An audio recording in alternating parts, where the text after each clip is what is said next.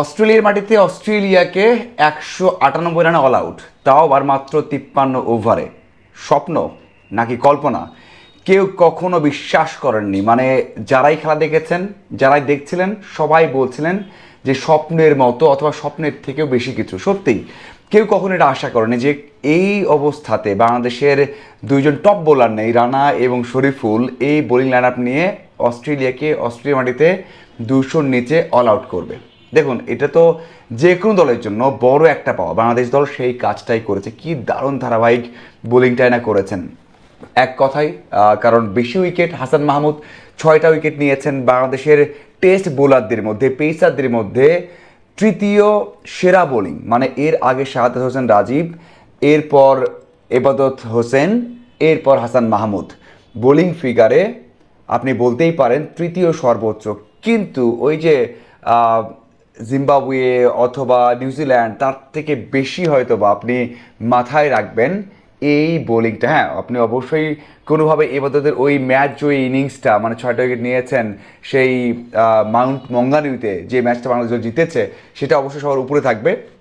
তারপরেও হাসান মাহমুদের এই ম্যাচটা, এই ইনিংসটা আপনার মনে রাখতেই হবে। 6জন ব্যাটার, মানে সেখানে হেড, ওয়েদারল্যান্ড, এরপর স্মিথ, সবচেয়ে বড় উইকেট স্মিথ, তারপর কামিংস, স্টার্ক এবং লায়ন। 6টা উইকেট স্বপ্নের মতো দারুণ একটা ইনিংস আমরা দেখেছি।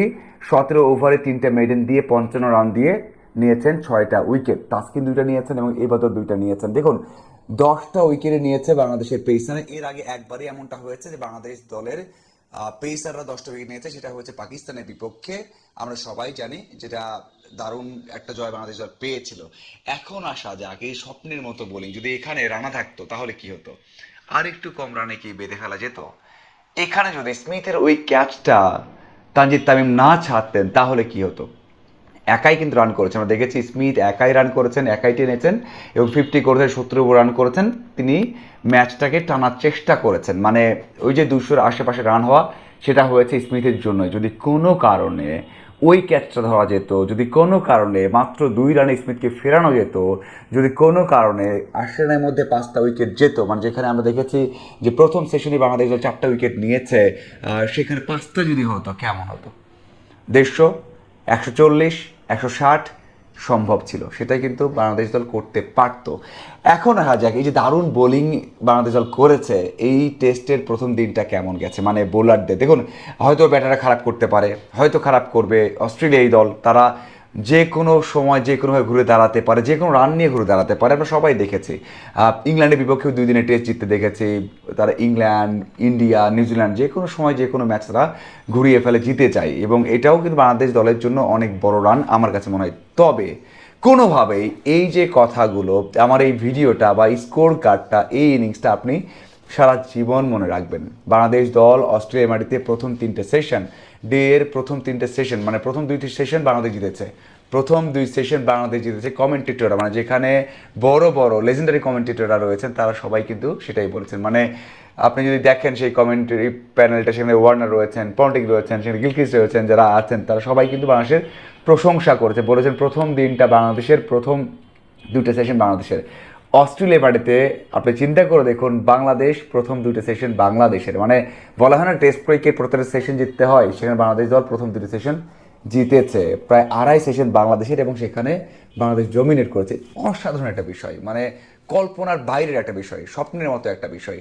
এখন আসা যাক যে বাংলাদেশ দল এই যে এটা করলো, এমনটা করলো, যদি রানা থাকতেন তাহলে কী হতো, শরীফুল থাকলে কী হতো, সেটা পরে বিষয়। যদিও বোলাররা ভালো করেছে, পেসাররা উইকেট নিয়েছে, হ্যাঁ হয়তো বা রানা থাকলে একটু ভালো হতো, শরীফুল থাকলে হয়তো আর একটু ভালো হতো। তারপরে বলতে হয় যে কে আছে কে নেই। বাংলাদেশের বোলিং লাইন আপটা যে দারুণ, সেটার প্রমাণ আরও একবার পাওয়া গেল। ওই যে কথা আছে না, যে প্রথম টেস্টে শুরু হওয়ার আগে কথা উঠছিল রানা নেই, কামিন্সকে জিজ্ঞাসা করা হয়েছিল, অনেককেই জিজ্ঞাসা করা হয়েছে, তারা কিন্তু সে একটা গুরুত্ব দেয়নি যে রানা নেই তো কী হয়েছে, বা রানাকে সে অর্থে চেনেও না অনেকে। তারপরেও বাংলাদেশে এই বোলিং লাইনটা দারুণ কিছু করলো। আমি সবসময় বলি না যে বাংলাদেশের বোলিং লাইনটা দারুণ, কারণ হচ্ছে কাটনি ওয়ালশ, ওটিস গিবসন, সেখানে ডোনাল্ড, টেট, তারা কাজ করেছেন এবং সেই বোলিং লাইনটা তৈরি হয়েছে। আপনার কি মনে হয় বোলিংটা কেমন লেগেছে? তবে শেষ করে একটা কথা বলতে চাই যে বাংলাদেশ দল দারুণ লাইন লেন্থ বজায় রেখে বল করেছে। ওই যে আছে না সেট আপ করে বল করা বা টেস্টের বল করা, সেটা করেছেন। তাসকিন এসে ড্রিম ডেলিভারি যেভাবে আউট করেছেন সেখানে, আমরা দেখলাম যে ওয়েব স্টারকে, আমরা এবাদতের সুইং বা বাউন্স দেখেছি। এটাই টেস্ট ক্রিকেট বোলিংটা এমনটাই হওয়া উচিত। কেমন লেগেছে অবশ্যই জানাবেন। ধন্যবাদ সবাই।